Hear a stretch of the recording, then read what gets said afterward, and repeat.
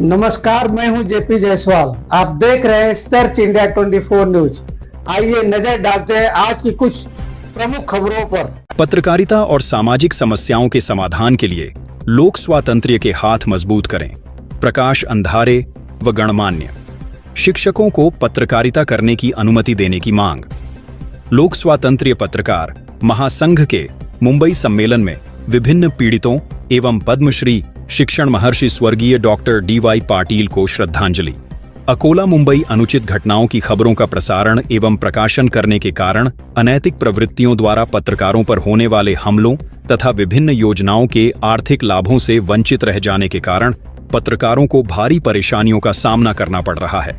ऐसे में असहाय पत्रकारों और अन्यायग्रस्त समाज को न्याय दिलाने के लिए पत्रकारों को संगठित होना चाहिए। लोक स्वातंत्र्य पत्रकार महासंघ के उचित नेतृत्व के साथ अपने वर्तमान और भविष्य को सुरक्षित रखने का आह्वान उप शिक्षा अधिकारी एवं प्रयोगशील शैक्षणिक सेवाव्रती प्रकाश अंधारे, अध्यक्ष संजय देशमुख सहित गणमान्य अतिथियों ने किया।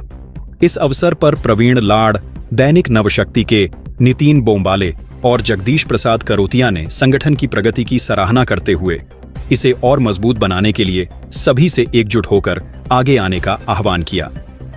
लोक स्वातंत्र्य पत्रकार महासंघ के मुंबई एवं कोंकण विभाग का 16वां पत्रकार विचार मंथन, सम्मान, मार्गदर्शन एवं आई कार्ड वितरण समारोह दादर स्थित विदर्भ वैभव मंदिर में आयोजित किया गया। इसी दौरान अतिथियों ने अपने विचार व्यक्त किए।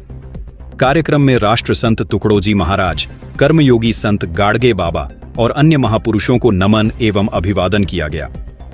देश के शहीद जवानों, आत्महत्या करने वाले किसानों, अत्याचार की शिकार महिलाओं, दिवंगत पत्रकारों, आपदा एवं दुर्घटना पीड़ितों तथा पूर्व राज्यपाल, शिक्षण महर्षि और पद्मश्री स्वर्गीय डॉक्टर DY पाटिल को श्रद्धांजलि अर्पित की गई। नए सदस्यों को आई कार्ड वितरित किए गए। सभी अतिथियों का स्मृति चिन्ह, शॉल एवं पुष्पगुच्छ देकर सम्मान किया गया। लोक स्वातंत्र्य पत्रकार महासंघ की आवश्यकता को ध्यान में रखते हुए संगठन को स्पीकर, माइक एवं म्यूजिक प्लेयर सेट भेंट करने वाले वरिष्ठ पदाधिकारी संजय सोलंके, ठाणे का भी सम्मान किया गया। विचार मंथन के दौरान पत्रकारों की विभिन्न समस्याओं पर चर्चा की गई। इस दौरान यह मुद्दा उठाया गया कि शिक्षा के साथ चिंतन, मनन, जागरूकता एवं जन प्रबोधन का कार्य करने वाले शिक्षकों को पत्रकारिता करने में शासन की ओर से कठिनाइयों का सामना करना पड़ रहा है। सभा में मांग की गई कि इन प्रतिबंधों को हटाकर शिक्षकों को समय निकालकर पत्रकारिता के प्रति अपने शौक और कर्तव्य का निर्वहन करने की अनुमति दी जाए। संगठन के अध्यक्ष संजय देशमुख ने आश्वासन दिया कि यह मुद्दा शासन के समक्ष रखा जाएगा। कार्यक्रमाध्यक्ष प्रकाश अंधारे के साथ मुंबई के शौर्य फाउंडेशन के अध्यक्ष एवं शिवसेना शिंदे गुट दापोली विधानसभा संपर्क प्रमुख प्रवीण लाड़, उद्यमी एवं समाजसेवी सुभाष कांबली प्रमुख अतिथि के रूप में उपस्थित रहे। लोक स्वातंत्र्य पत्रकार महासंघ के संस्थापक राष्ट्रीय अध्यक्ष संजय एम देशमुख निम्बेकर, राष्ट्रीय पदाधिकारी एवं कादम्बरीकार पुष्पराज गावंडे तथा कोंकण प्रभारी जगदीश प्रसाद करोतिया की भी प्रमुख उपस्थिति रही। कार्यक्रम में कोंकण पदाधिकारी विनोद चालके, महाराष्ट्र संगठन प्रमुख एवं मंत्रालयीन सचिव रफीक मुलानी, ठाणे जिला संगठक संजय सोलंके, पालघर जिला सचिव संतोष घरत, जयप्रकाश जायसवाल, देवेंद्र मेश्राम, नितिन बोम्बाले, उमेश चौधरी, अजय शिगवण, रविंद्र सरनेकर, कमलेश कुबल, विकास भोसले, संदीप गोवेकर सहित बड़ी संख्या में पत्रकार उपस्थित रहे। कार्यक्रम का संचालन एवं व्यवस्थापन विनोद चालके ने अपने सहयोगियों के साथ किया, जबकि आभार प्रदर्शन रफीक मुलानी ने किया। मुंबई से JP जायसवाल की रिपोर्ट। ज्या जाहिराती छोट्या आणि मध्यम वृत्तपत्रांना मिळाले नाहीत, तिथे पत्रकार आपण पत्रव्यवहार केल्यानंतर त्या मिळाल्या, त्याचं एक उदाहरण फक्त अतिथीसाठी सांगतो, कारण आपण लोकांनी नेहमी ऐकलेलं आहे आणि ग्रुपवर वाचलेलं आहे। प्रसाद भाऊ, पंकजा मुंडेंनी वसुंधरा दिनाची जाहिरात फक्त बीड जिल्ह्याला दिली होती 800 सेंटीमीटरची। मी मुख्यमंत्र्यांना लिहिलं होतं की पंकजाताई मुंडे ह्या बीड जिल्ह्याच्या मंत्री आहेत की महाराष्ट्र शासनाचे, यांना जर प्रसिद्धीचा एवढा सोर्स आहे तर यांनी पदरचे पैसे खर्च करावे।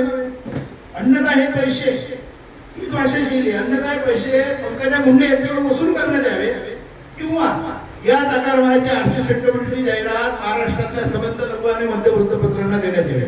दुसऱ्या दिवशी मेलरिसी मिळाली मुख्यमंत्र्यांची, माहिती जनसंपर्काला पाठवलं म्हणून, आणि 800 सेंटीमीटरची जाहिरात एका महिन्यामध्ये अहिल्यादेवी होळकर जयंतीची काढली. ती 2024 मध्ये 400 होती. ती 800 असल्यामुळे कोण्या वृत्तपत्राची 20,000, कोणाची 22,000, कोणाची 15,000. जे लोकस्वातंत्र्याचे सभासद नसतील त्यांनाही मिळाली. म्हणजे असं काही नाही की आम्ही फक्त लोकस्वातंत्र्याचे आमचे सभासद आहे त्यांच्यासाठी काम करतो, आम्ही संपूर्ण पत्रकारासाठी काम करतो. आणि हे एक उदाहरण सांगितलं. अशा मागण्यांचे फायदे सगळ्या पत्रकारांना मिळालेले आहेत. त्यामुळे लोकस्वातंत्र्य पत्रकार महासंघाची चौकशी चालू झालेली आहे. अनेक लोक आकर्षित झालेले आहेत, फोन करतायत आणि नवीन लोक या प्रवाहात सहभागी होतात. ही जनसामान्यांची संघटना आहे. आमच्यासोबत सुरुवातीला काही मोठी मंडळी बघितली की मोठे मोठे उद्योजक आहेत, पुढे हे काही पत्रकारांना वाटत होतं त्यांच्यासोबत सगळे मोठे लोक आहेत. पण तसं नाही आहे. तळागाळातले पत्रकारांच्या सोबत आहेत. त्यांच्या खांद्यावर हात टाकून आम्ही कामं करतो. साप्ताहिकाचा आहे, डिजिटल मीडियाचा आहे, दैनिकाचा आहे, सगळ्या प्रकारचे आहे. प्रकाश भाऊ,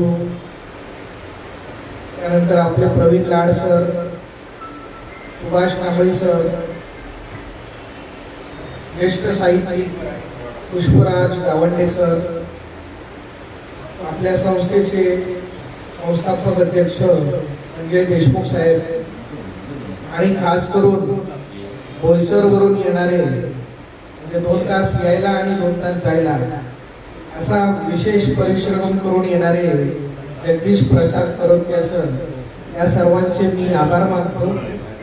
आणि त्याचबरोबर सन्माननीय व्यासपीठावर असणाऱ्या सर्व सन्माननीय सदस्यांसोबत आपले जे पत्रकार बंधू या कार्यक्रमासाठी मोठ्या संख्येने उपस्थित आहेत त्यांचे सुद्धा मी आभार मानतो. आणि इकडे हा कार्यक्रम आपला चांगल्या पद्धतीने आणि एक चांगल्या विचाराने पुढे आपण नेत आहोत एवढे जाहीर करून मी त्या ताकदीने पुढे जाणं हे फार महत्वाचं आहे. कारण प्रत्येकाला आजकाल काय झालंय, 19 वर्षाचा मुलगाही पत्रकाराला धमकी देतो. आपण एखादी बातमी लावली आणि त्याच्या कुठला तरी एखादा नेता असेल, त्याच्या काही पोटात दुखलं की हा कार्यकर्ता यांना टिंगू मंगू कोणतरी रील्स काढणार, काहीतरी करणार आणि धमक्या देणार. म्हणजे यांच्या ओठावर आपण बोलतो ना, ओठ पिळलं दूध निघेल, असला एक समाज आता ह्या रीलच्या माध्यमातून फोपवत आहे.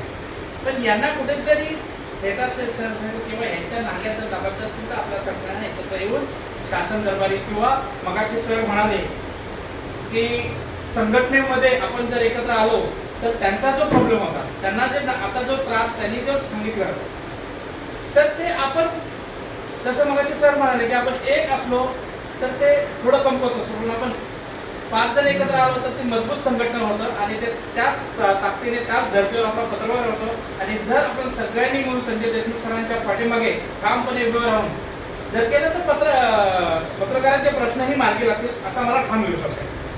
बाजू मांडू शकतो, तो समाज सुधारवू शकतो. मग त्याला या ठिकाणी पत्रकारिता करण्यासाठी शासनाची भूमिका असावी. आपल्या आदरणीय श्री संजय देशमुख सरांना माझी विनंती आहे की त्यांनी आपल्या लोकस्वतंत्र पत्रकार महासंघाच्या वतीने शासनाला ही बाजू आपली मांडली पाहिजे की शिक्षकांनाही या ठिकाणी पत्रकारिता क्षेत्रामध्ये काम करण्याची संधी द्यावी. भले त्यांना मानधन न घेता त्यांनी हे क्षेत्र किंवा हे कार्य त्या ठिकाणी उत्तम प्रकारे त्या ठिकाणी पार पाडावं. समाज घडवण्याचं काम हा पत्रकार त्या ठिकाणी करत असतो, तेच काम शिक्षक सुद्धा त्या ठिकाणी करत असतो. आज मी स्वतः अकॅडमिकल होल्डर पत्रकार होतो. सरांनी जे सांगितले सगळ्या सुविधा मी घेतलेल्या आहेत, मोफत पास, रेल्वे, या सगळ्या. परंतु नोकरीमुळे मला त्या सगळ्या सोडाव्या लागल्या आणि लोकसत्तामध्ये पण ते त्यांना ऍग्रीमेंट असते आणि त्याच्यामुळे गुणवत्ता विकास, त्याचा शैक्षणिक विकास, त्याचा भावनिक विकास, त्याचा मानसिक विकास, त्याचा शारीरिक विकास याची पडताळ कुठेच होत नाही. केवळ गुणपत्रक हातात मिळते आणि 8वी नंतर 9वी नंतर कळते की आपलं मूल अप्रगत राहिलेलं आहे आणि तेव्हा वेळ निघून गेली. त्याच्या जीवनामधला अत्यंत महत्वाचा हा जो काळ आहे 10 वर्षाचा, म्हणजे नर्सरीला घातल्यापासून 9व्या वर्गापर्यंत आणि 10वीला लक्ष देते. आणि 10वीची पण परीक्षा आता बोर्डाची अशी झालेली आहे की बोर्डानेच मुलाला पास करून देण्याची व्यवस्था केली आहे. केवळ 15 गुणावर मूल पास. 15 गुण जर मिळाले आणि 15 गुणाचे जोड्या लावा, रिकाम्या जागा भरा, एक शब्दात उत्तर द्या, असे 15 मार्काचे प्रश्न असतात आणि हे सगळे वेळेवरचे सेंटरवरचे कौशल्य शिक्षक लोक वापरतात आणि या माध्यमातून उस्मानाबाद भाऊ खूप गंभीर समस्या आहे. 95%, 97%, 98% शाळांचे निकाल असतात, विद्यार्थ्यांना 100% गुण मिळतात. सक्रिय आहेत, पण समाजामध्ये आज जे मीडियाचं स्थान आहे, मीडियाच्या बाबतीत कटू सत्य आहे की समाजाचं मत आज पाहिजे तसं अनुकूल नाही, तर त्या समाजासाठीही आपण काही ना काही करत राहिलं पाहिजे. कारण त्याच समाजामध्ये आपण पत्रकार जरी असलो तरी त्याच समाजामध्ये जन्म घेतलेला आपण त्या समाजाचा एक घटक आहोत. म्हणून आपल्या बातम्या पुढे रेटत असताना, आपल्या पत्रकाराच्या कल्याणासाठी आपला विधायक प्रवास करत असताना समाजासाठीही असा प्रवास झाला पाहिजे आणि जेणेकरून समाजालाही आपल्या कामातून आनंद निर्माण झाला पाहिजे. त्यांना वाटलं पाहिजे की खरोखर ही पत्रकार मंडळी समाजासोबत आहे, हे आमचे पत्रकार आहेत.